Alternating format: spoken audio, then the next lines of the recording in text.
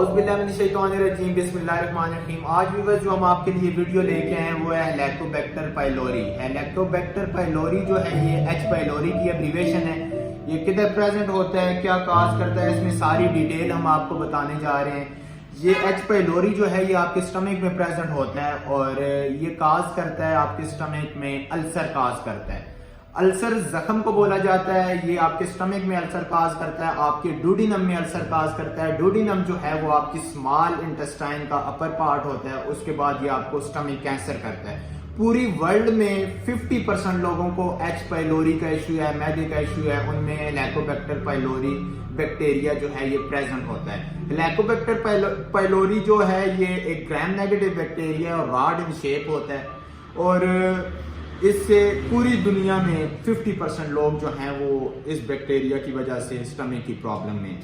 इसके सिम्टम ये होते हैं कि आपके पेट में दर्द होता है और आपके पेट में ऐसे जलन टाइप होता है। उसके बाद ये होता है कि आपको रात को सोते हुए सांस लेने में भी दुश्वारी हो सकती है। आपके स्टूल का कलर ब्लैक हो जाता है। ये जो मैं सिम्टम आपको बता रहा हूँ, आप में अगर ये सिम्टम हो तो जरूर लैब में जाएं और जाके अपना एच पाइलोरी का टेस्ट करवाएं। आपके स्टूल का कलर अगर ब्लैक आ रहा है तो मे बी कि आपको एच पाइलोरी, हेलिकोबैक्टर पाइलोरी आपके स्टमक में या आपके डूडिनम में उसने अल्सर काज किया हुआ हो। फॉर एग्जाम्पल आपके स्टूल का कलर रेड आ रहा है तो मीन्स कि ये आपके लोअर ट्रैक में कहीं पे भी कोई इन्फेक्शन हो सकता है, उसकी वजह से आपके स्टूल के साथ ब्लड आ सकता है।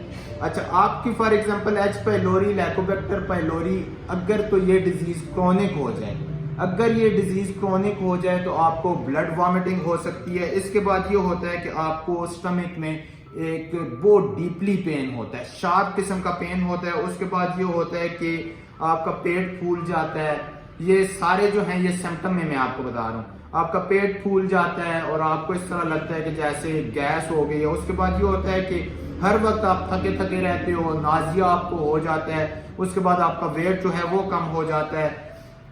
फिर इस तरह होती है कि बर्निंग होती है, आपको डकार आते हैं क्योंकि आपके स्टमक के ऊपर एक बैरियर लगा हुआ होता है। जब अल्सर होता है तो वो डैमेज हो जाता है तो उसकी वजह से आपको डकार आते हैं, तो आपको नाजिया होता है। वॉमिटिंग से पहले वाली जो हालत होती है वो हो सकती है।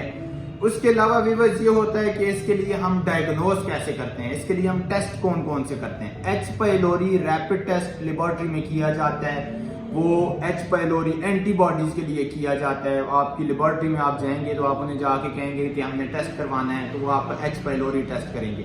उसके बाद फिर आपका स्टूल फॉर एच पाइलोरी होता है। उसमें ये देखा जाता है कि आपके स्टूल्स का सैंपल लेके उसमें ये चेक किया जाता है कि आया कि एच पाइलोरी आपके स्टमक में या आपके डूडिनम में उसने अल्सर तो नहीं काज किया हुआ। उसके बाद एच पाइलोरी लाइजा होता है, उसमें हम एंटीबॉडीज चेक करते हैं, IgG IgM चेक किया जाता है।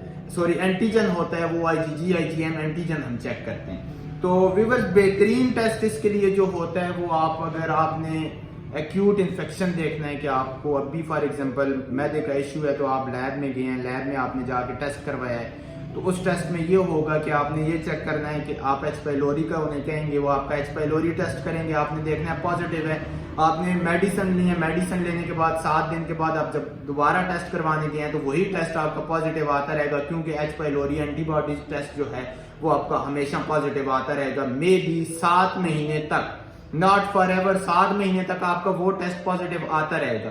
इसके लिए बेस्ट ये होता है कि आप स्टूल फॉर एच पाइलोरी करें।